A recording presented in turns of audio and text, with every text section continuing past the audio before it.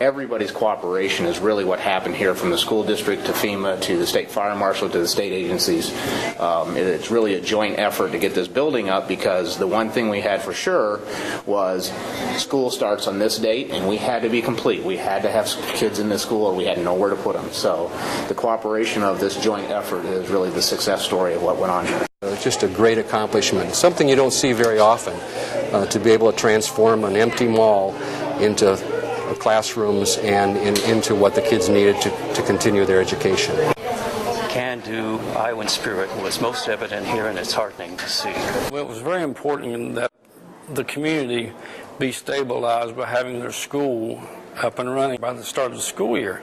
And so it was very important that they would feel comfortable again with their kids being able to go to school this fall.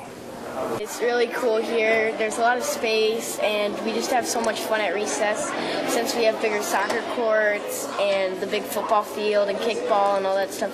It's just really cool to be like in a different building than everyone else was last year. And that's throughout the whole building. But there are two lower levels below this, and so all told there was a total of about 18 feet of water in the lower level, the next lower level, and then the first floor level. The problem is our cafeteria, our kitchen, we had a bakery and a kitchen downstairs, and that was completely submerged. And the other problem is on the main floor, where all of our actual classrooms were.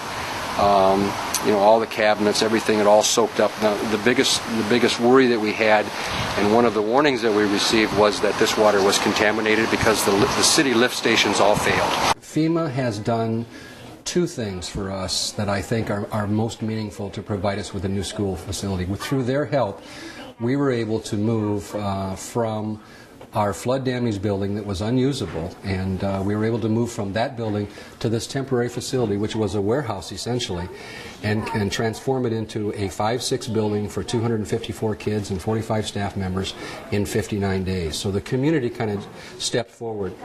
FEMA has helped us in as much as they have provided not only the expertise to be able to do that, but some funds as well. That is the first thing. The second thing now is, since our bond referendum, we have been working just hand in hand with FEMA ever since the flood.